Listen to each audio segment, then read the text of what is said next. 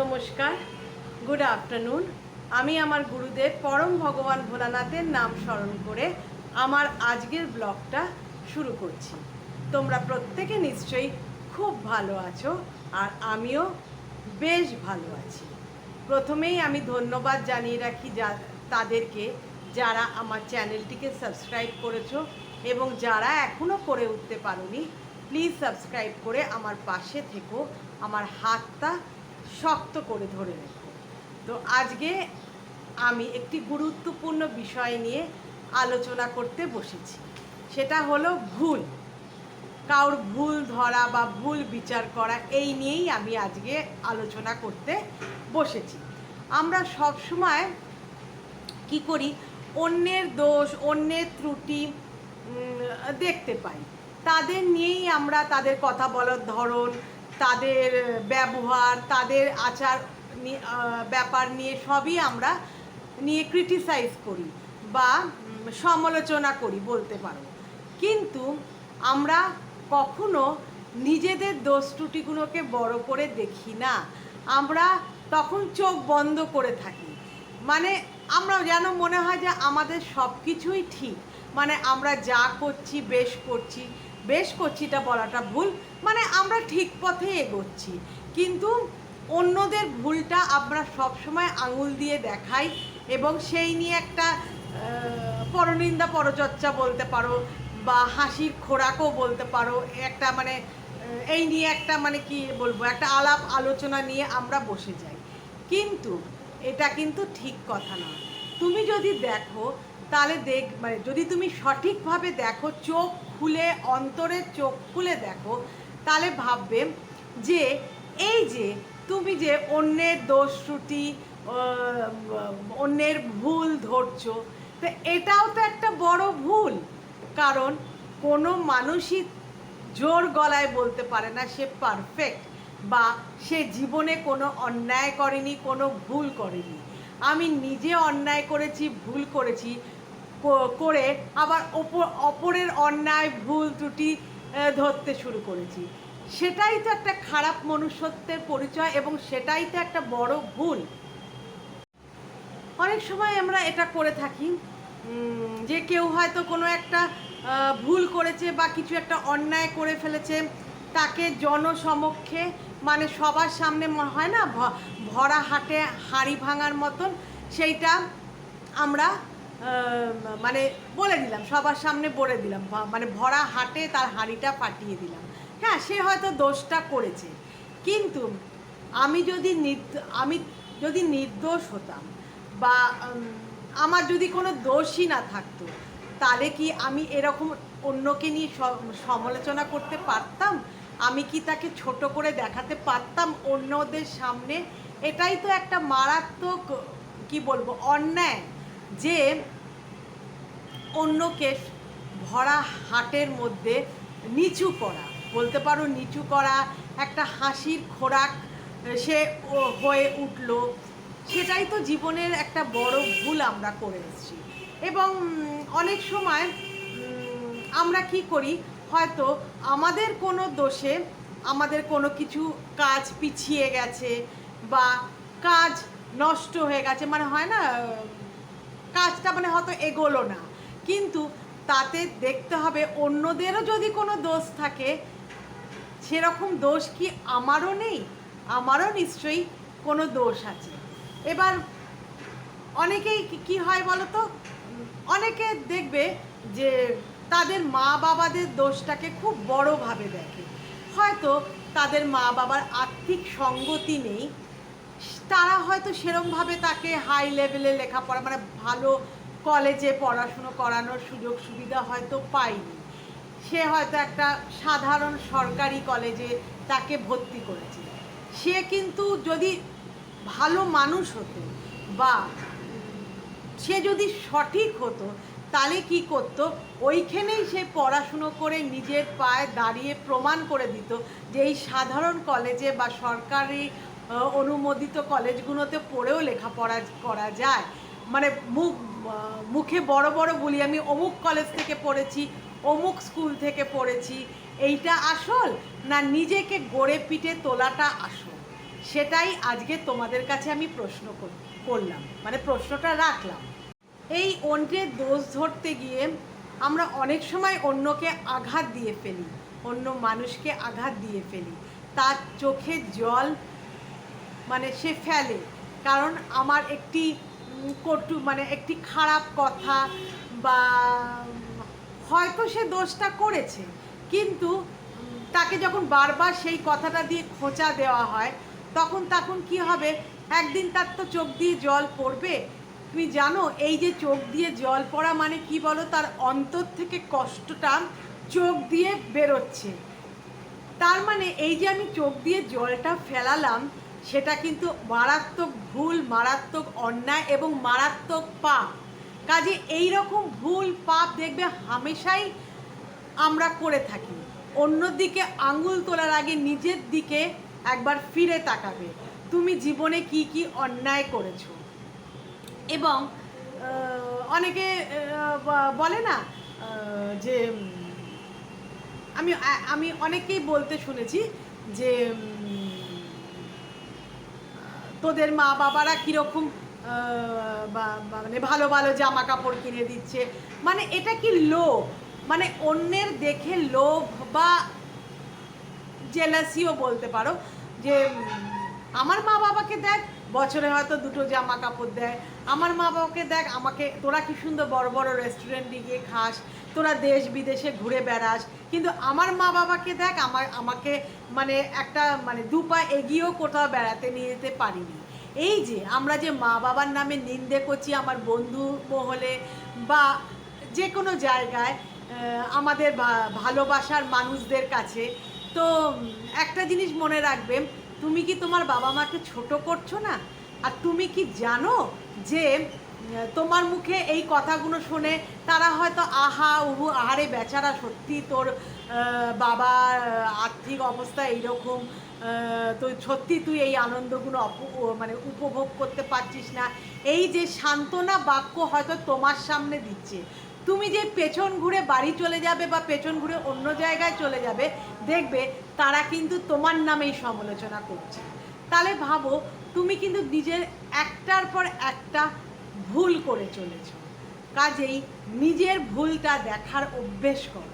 প্রত্যেক দিনের শেষে তুমি যদি এই জিনিসটা করো যে দেখি আজকে আমি কি অন্যায় করেছি, আজকে সারা দিনে আমি কি ভুল করেছি, আমি কি কোনো মিথ্যে কথা বলেছি, এইটা যদি তুমি প্রত্যেক দিনের শেষে রাত্রে শুতে যাবার আগে একবার ভাবো, তাতে তোমার কি হবে বলো তো, তোমার ব্রেনটাও শার্প হবে, যে তুমি কি কি করলে এটা তুমি মানে মেমোরাইজ করছো বা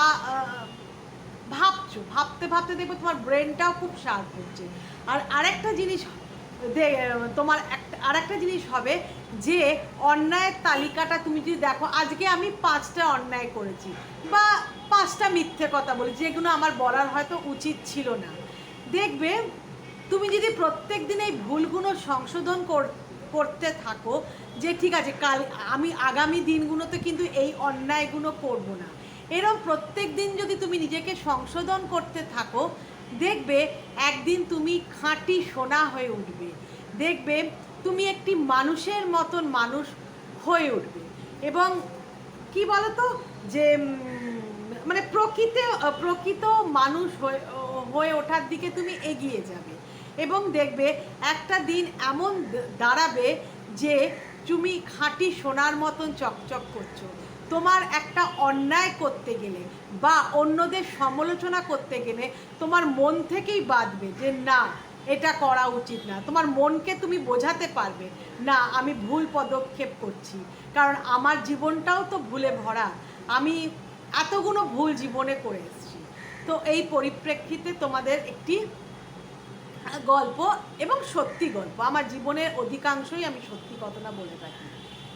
সেটি হলো একটি বাচ্চা ছেলে, শিশুই বলতে পারো, ক্লাস 2তে পড়ে, আমার চেনা জানা। তো এটা আমি শুনেছি তার গৃহশিক্ষিকার মুখ থেকে, আমি শুনেছি সেই গৃহশিক্ষিকা আমার আত্মীয় হয়, সে এসে একদিন আমাকে গল্প করেছে। ছেলেটির স্কুলে শাস্তি পায়, প্রত্যেক দিন শাস্তি পায়। কেন বলো তো?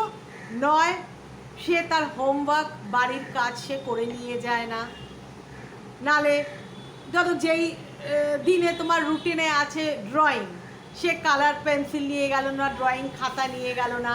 যেদিন হয়তো জিওগ্রাফি ম্যাপ পয়েন্টিং শেখানো হবে বা দেখানো হবে, সেদিনকে হয়তো সে অ্যাটলাসটা ক্যারি করলো না। কিন্তু রুটিন কিন্তু তো দেওয়াই থাকে রুটিন, এবং অর্ধেক দিন তাকে ক্লাসের বাইরে দাঁড়িয়ে থাকতে হয়। এবং ডায়েরিতেও নাকি মানে ফেড আপ হয়ে গিয়ে তার টিচাররা ডায়েরিতেও লিখে দেয় যে আপনার ছেলে দিনের পর দিন এই জিনিসগুলো আনছে না বা হোমওয়ার্ক করছে না। মা বাবা নির্দ্বিধায় সইটাও করে দেয়। তো কিন্তু তার যে স্টেপ বা পদক্ষেপ নেওয়া, যে না আমার ছেলে যেন ঠিকঠাক বই খাতা রোজ নিয়ে যায়, ঠিকঠাকভাবে হোমওয়ার্কগুলো করে নিয়ে যায়, সেই দিকে কোনো কিছু নেই। 2-4 দিন ঠিক থাকে, আবার সেই একই ভুল, সেই একই ভুল। এবং ক্লাসের মধ্যে সে একটা হাসির খোরাক হয়ে উঠেছে, সে দুঃখ পাচ্ছে মনে মনে। এবার দেখবে সব নামজাদা স্কুলে, বিশেষ করে ইন্টারন্যাশনাল স্কুলগুলো তো বটেই, এবং নামকরা স্কুলগুলোতে আজকাল একটা কাউন্সিলিংয়ের ব্যাপার থাকে। মানে একটা কাউন্সিলার রাখা হয়, যে বাচ্চা খুব অতিরিক্ত দুষ্টু বা অতিরিক্ত অনেক অন্যায় করে থাকে। দেখবে অনেক বাচ্চাদের এটা একটা থাকে, অভ্যাস থাকে অন্যের কোনো জিনিস নিয়ে নেওয়া।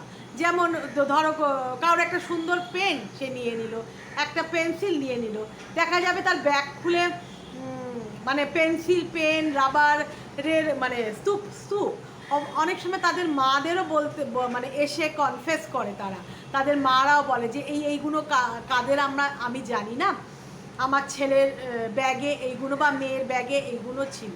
তো তখন সেই স্কুলে তাদের কাউন্সিলিং হয়, এইগুলো ঠিক না, বা আমি তো কাউন্সিলার না, বা আমি বলতে পারবো না, যে মানে যেরম করেই হোক ওদের মাথা থেকে সেই ব্যাপারটা যে অন্যায় সেটা মানে ঢুকিয়ে দেওয়া হয়, অ্যাজ ইফ ইনডেক্ট করে দেওয়া হয়। তো এই ছেলেটির বেলাতে তাই হলো। প্রথমে তো তার মানে মানে কাউন্সিলিং শুরু করলো এতে। তা প্রথমে যেটা বলছি, প্রথমে তোমার সেই যে কাউন্সিলিং করছেন যিনি ম্যাডাম বা স্যার জানি না, তো উনি তো সুন্দরভাবে গল্প করছে, তার পছন্দের মতো ক্যাডবেরি বা কিছু দিচ্ছে যাতে সে ফ্রেন্ডলি হয়ে ওঠে, বন্ধুত্বপূর্ণ আচরণ করছে, যাতে মন খুলে সেই শিশুটি তার মনের কথা জানাতে পারে। সেখান থেকে বোঝা গেল যে এই শিশুটির কোনো দোষই নেই। এই শিশুটির মা বাবা নিত্য ঝগড়া করে, বাড়িতে রোজ ঝগড়া, হাতাহাতি, মারপিট, এই নিয়ে তারা ব্যস্ত। এবং এইসব করার পর তার বাবা মা মদ্যপান করে তাদের মনের শান্তিটা আনে। এই শিশুটি, এই ছেলেটি তার ঠাকুমার কাছে থাকে, একই বাড়িতে। সে তার ঠাকুমাকে জড়িয়ে ধরে যখন এই ঝগড়াঝাঁটি, হাতাহাতি ব্যাপারগুলো হয়। এবং যেহেতু ঠাকুমা আগেকার দিনের মানুষ, হয়তো রুটিনটা ঠিক করে গুছিয়ে দিতে পারে না, মানে মা বাবা একটা যেহেতু অর্থের প্রতিপত্তি আছে বলে একটা নামকরা স্কুলে ভর্তি করেই তারা খালাস, একা হয়তো বাড়িতে ওই গৃহ শিক্ষক বা শিক্ষিকা রেখেই তারা খালাস। ছেলেটি যে ভুলভাল রুটিন ক্যারি করছে, একটা ছোটো বাচ্চা, মানে 7-এ পড়ে, মানে 2-তে পড়ে, মানে কত বয়স, 6-7 বছর বয়স, এই ভুল সে দিনের পর দিন করে আসছে, তাহলে সেই ক্ষেত্রে তো তার কোনো ভুল নেই। এটা শোনার পর তাদের ওই ছেলেটির গার্জেন টু সি হলো, এবং উভয় মা বাবাকেই ডেকে পাঠানো হলো। তাদের মেসেজ গেল, ফোনে মেসেজ করলো যে আপনারা মা বাবা দুজনেই আসবেন, একজন না। তাদের মা বাবারা এসে মানে এলো, তখন তাদের বোঝানো হলো যে এই ব্যাপার আপনাদের ছেলে বলেছে। দেখ, বাবা মারা না সম্পূর্ণ মিথ্যে কথা, বা স্বামী স্ত্রীর মধ্যে তো ঝগড়াঝাটি হয়ে থাকে, তাতে ওর কি। তখন স্কুল থেকে বলা হচ্ছে, আপনি কি ওর রুটিনটা গুছিয়ে দেন রোজ? আপনি কি দেখেন? ও মাকে বিশেষ করে বলছে যে আপনি কি দেখেন তার রোজগার কি হোমওয়ার্ক আছে, বা যখন টেস্ট খাতাগুলো বেরোয় তখন কি দেখেন সে কি ভুল ত্রুটি করেছে? ওর মা বলছে আমি 2-3টে টিচার রেখে দিয়েছি, তাদের আমি গুচ্ছের মাইনে দিচ্ছি, তারা দেখবে। আর ও যথেষ্ট বড়, ও নিজের রুটিন নিজে গুছিয়ে আনবে। ছোটোবেলা থেকে ছেলেপুলেদের স্বাবলম্বী করা উচিত, নিশ্চয়ই করা উচিত, কিন্তু একটা বয়সের পর। তাহলে ভুলটা কার? তার বাবা মারই ভুল। এই বাবা মা কিন্তু তাদের নিজেদের ভুল কিছুতেই স্বীকার করছে না। আমি টিচার রেখে দিয়েছি, এতগুলো টাকা নেয় মাস গেলে, তারা করবে। কিন্তু বাবা মায়ের পাশে থাকা আর টিচারদের পাশে থাকা কি এক হলো? তাই আমি বলতে চাই যে অপরের দোষ বা পৃথিবীর শুদ্ধ লোকের দোষ বেড়াতে না বেরিয়ে নিজেদের দোষগুলো দেখো এবং সেগুলোকে সংশোধন করো এবং একটা নতুন মানুষ গড়ে ওঠো, মানে নিজেকে একটা নতুন জায়গায় নিয়ে যাও। যেদিনকে দেখবে যে তুমি নিজের দোষগুলোকে উপলব্ধি করতে পারছো, নিজের ভুলগুলোকে উপলব্ধি করে সংশোধন করতে পারছো, সেদিন দেখবে তুমি একটি ভালো মানুষ হয়ে উঠেছো এবং সেদিন দেখবে তুমি নিজেকে গড়ে পিটে একটা জায়গায় তুমি দাঁড় করাতে পেরেছো। তো কেমন লাগলো আজকে আমার এই উপস্থাপনা? এবং যদি ভালো লাগে তবে লাইক কমেন্ট অবশ্যই করো। এবং এটা বলতে চাই, এটা কি তোমরা নিজেদের সঙ্গে মেলাতে পারছো? আমি মেলাতে পারছি। আমিও অনেক সময় অন্যায়ভাবে এরকম বলি, হয়তো ভুলটা করেছি, কিন্তু ভুলটা ঢাকার জন্য হয়তো গলা উঁচু করে আমি বলছি।